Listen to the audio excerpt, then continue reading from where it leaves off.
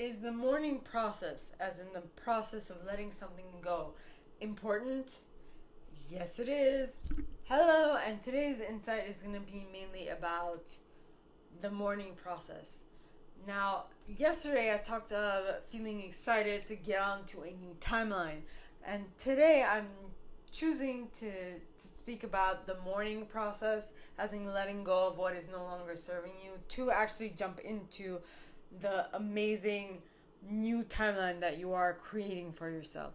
So, first thing is that this is like the second version of this.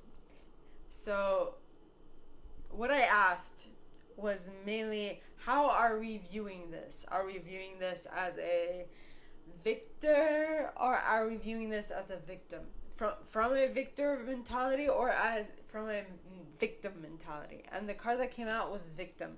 And the reason for this is something that I experienced this morning, which is like I was mourning like that old version of me. And the reason for that is because I have been in that version of myself for so long that I have very, very thick and very well grooved neural pathways in my mind, which are difficult to break. So, of course, my mind is going to go back to that old stuff that I remember so well and so clearly that it's calling me back to it.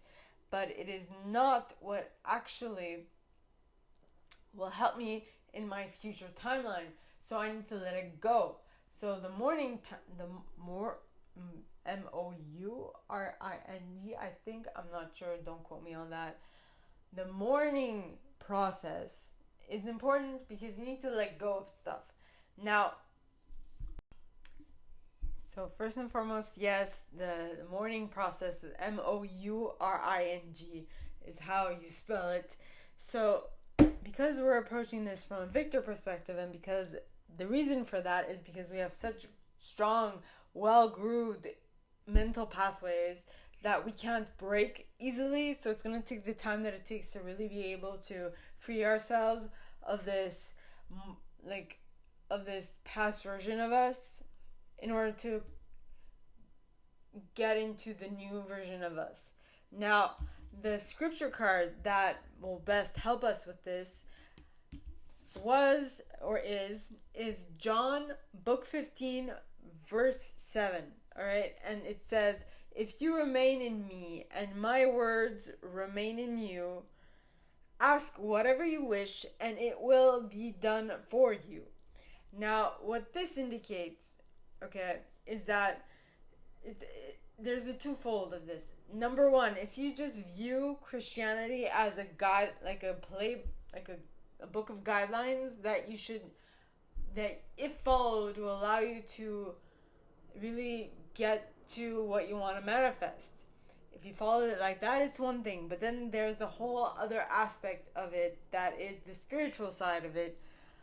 That is what the Christian church would have you think, right? And would have you listen to and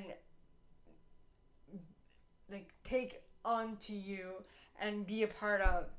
And it is not necessarily what, well, if you believe one thing or if you believe the other, if you believe that Jesus taught this, or if you believe that this was added onto the teachings of Jesus because of XYZ reason, it is your belief. That is not what I necessarily subscribe to or think about. I just think about the person, Jesus Christ, and I follow Jesus.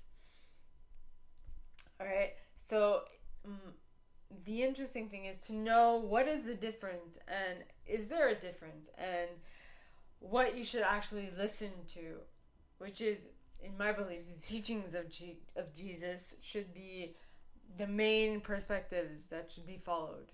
So my question to you is, would you like not follow the teachings of Jesus just because you aren't a fan of how the Christian church did certain things? Or will you follow the Christian word, like the Christian church's word to a T, because you believe in Jesus? ponder that.